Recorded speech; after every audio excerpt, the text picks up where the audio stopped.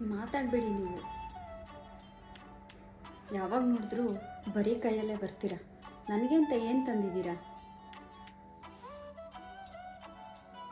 ಎಷ್ಟು ಮಾತಾಡಿದ್ರೂ ಕಿವಿನೇ ಕೇಳಿಸಲ್ಲ ನಿಮಗೆ. ಅದೇನಿದೆ ಅಂತ ನೋಡ್ತೀನಿ.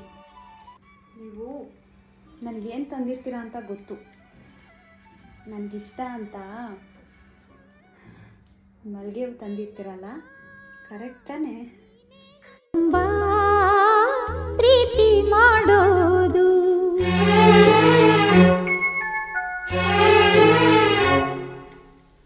ಇಲ್ಲ ತಾಯಿ ಸೀತಾಮಾಯಿ, ನೀನೇ ನನ್ನ ಪ್ರೀತಿ ಮಾಡೋದು.